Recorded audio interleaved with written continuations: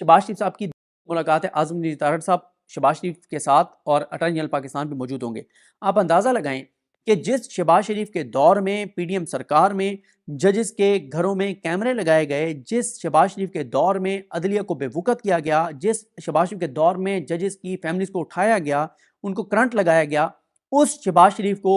खुली अदालत में तलब करने की बजाय और उससे की सरजनिश करने की बजाय, उसके खिलाफ कार्रवाई करने की बजाय काजी फाइज ईसा साहब उनको बंद कमरे में बुला रहे हैं और बंद कमरे में उनसे मुलाकात करेंगे। और शहबाज और फिर ये भी देखेंगे फुल कोर्ट बुलाने से पहले भी बताया गया कि काजी फाइज ईसा साहब जो हैं उन्होंने मुलाकात की नून लीग के आज़म मजीद तारड़ से, और जो आज़म मजीद तारड़ साहब हैं वो बहुत क्लोज हैं काजी फाइज ईसा साहब के, और अटॉर्नी जनरल पाकिस्तान से मिले। और तासुर ये जा रहा है वकला के अंदर कि काजी फाइज ईसा साहब इस हद तक नून लीग के आगे बेबस हैं, कोई ऐसी चीज़ है नून लीग के पास काजी साहब की, काजी साहब इतने बेबस हैं, जो तासुर जा रहा है कि काजी साहब ने फुल कोर्ट बुलाने से पहले भी उनसे अप्रूवल ली या उनसे मुशावरत की या मैसनिंग की या जो भी या डिस्कशन की या एतमाद में लिया, कोई भी आप उसको लफ्ज़ कहें, जो तासुर जा रहा है। और फिर फुल कोर्ट के बाद भी अब वो शहबाज शरीफ से मिल रहे हैं और ये सारी चीज़ें कर रहे हैं। अच्छा, और कोई सख्त कार्रवाई नहीं हुई, बल्कि लगता यह है कि मिट्टी पाओ की कोशिश हो रही है, चीज़ों को मैनेज करने की कोशिश हो रही है, नून लीग को बचाने की कोशिश हो रही है, शहबाज शरीफ को बचाने की कोशिश हो रही है, और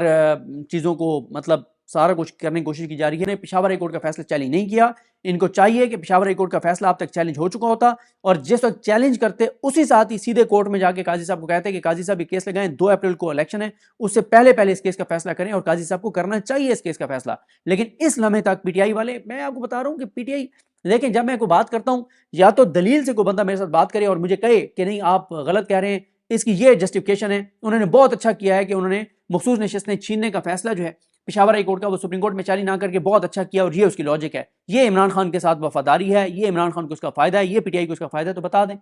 अभी तक पीटीआई ने वो चाली नहीं किया, इनकी लीगल टीम ने। दूसरा नंबर पर आज है, इन्होंने इंटर पार्टी इलेक्शन करवाए, डॉक्यूमेंट जाके जमा कराया इलेक्शन कमीशन में, इलेक्शन कमीशन ने इनको बल्ले का निशान नहीं दिया अभी तक, और अभी तक पीटीआई ने इसके ऊपर रिट नहीं की। मुझे बताएं कि इमरान खान के साथ कहां की वफादारी है,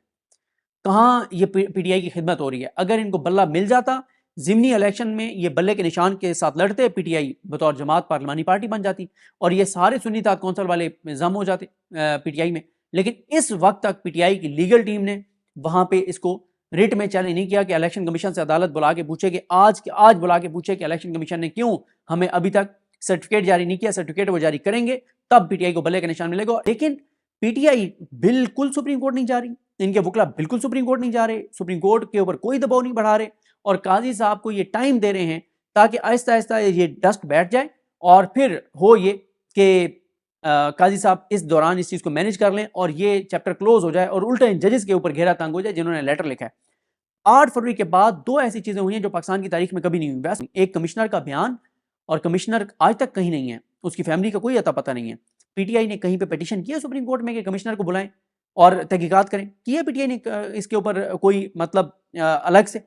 उस वक्त नहीं। एक पिटीशन और किया, उसके ऊपर भी खामोशी है। तो और पीटीआई के रहनुमा ने कहा, उसने कहा कि मैं हल्फन बता रहा हूँ कि इमरान खान साहब जो हदायत देते हैं अंदर से, बाहर उनको इम्प्लीमेंट नहीं किया जा रहा, और वो उसको उस तरह से इम्प्लीमेंट नहीं कर रहे, और उनका सारा फोकस अपने आपस की लड़ाइयों में है, कुछ लोगों का अपने मफादात पे है, कुछ का ओहदों पर है। तो ये सारा कुछ हो रहा है। मुझे अपनी दुआ में याद रखें। अल्लाह हम सबका हामी नासर। अल्लाह हाफिज़।